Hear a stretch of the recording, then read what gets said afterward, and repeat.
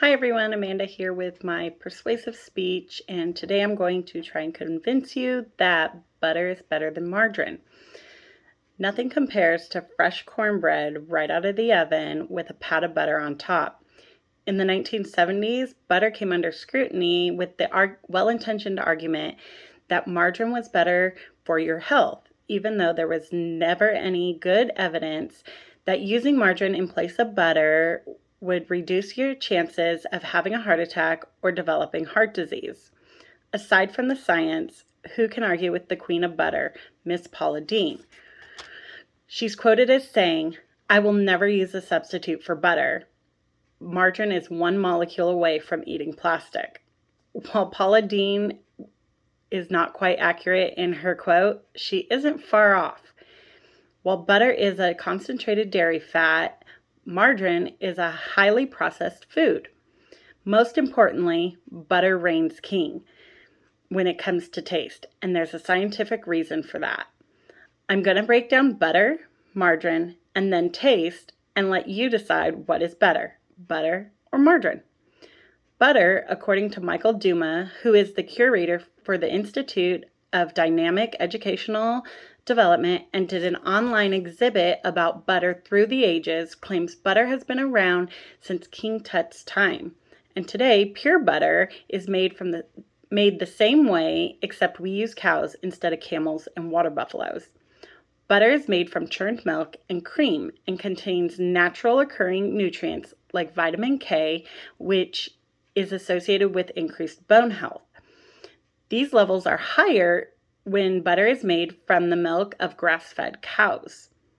Harvard Medical School posted that scientists now know that, except in rare individuals, dietary cholesterol does not influence blood cholesterol.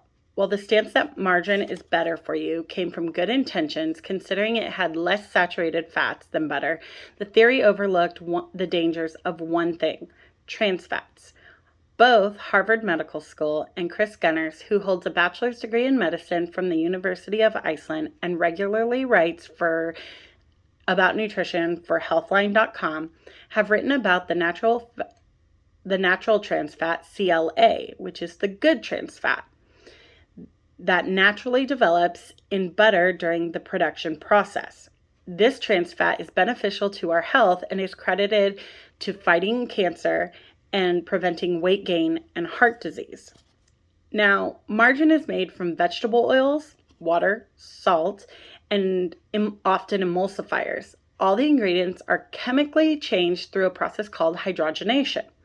And as a result, some of the unsaturated fats are changed into saturated fats. Through the process of hydrogenation, a side product that is produced, TFA, better known as trans fat. TFA is the bad trans fat that, as Chris Gunners warns us, is linked with an increased risk of chronic disease. Presently, there are some newer margarines that are lower in saturated fats, higher in unsaturated fats, and free of trans fats, but still high in calories. So now we know the basics of butter and margarine, but what about taste? Like I said earlier, there's a science behind that. This is how taste works. Our taste buds sense taste through particles in food. Neurons associated with these cells send their messages to the brain.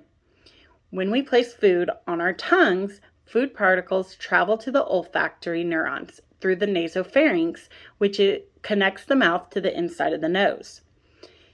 These neurons have cilia, which are finger-like projections that carry receptors for odor molecules. Essentially, the better your food smells, the better it will taste. Angela Seibel is a food blogger, and in one article on her blog, Foodicals, she writes how butter is not only richer in flavor compared to margarine, but butter is a flavor carrier. When heated up, instead of masking other flavors, it enhances them, like onions, vanilla, and spices, whereas oils dissolve flavor when heated. Because margarine is made with water and oils, it has a blander taste and can make recipes watery when substituted in place of butter. Fat is flavor, and when removed, like in butter, you lose flavor. At the end of the day, both butter and margarine have negative and positive aspects, and both should be used in moderation. Butter does contain positive nutritional components that occur naturally, like CLA. Not to mention, butter is made through a more natural process and lacks the chemical modifications that margarine goes through. Let's not forget, butter is a flavor carrier, and in my opinion, is better because of its fuller flavor and how it enhances the flavors of other ingredients. Like Julia Child said on one of her last television appearances with a twinkle in her eye, if you're scared of butter, like many people are nowadays, just add cream. Thank you.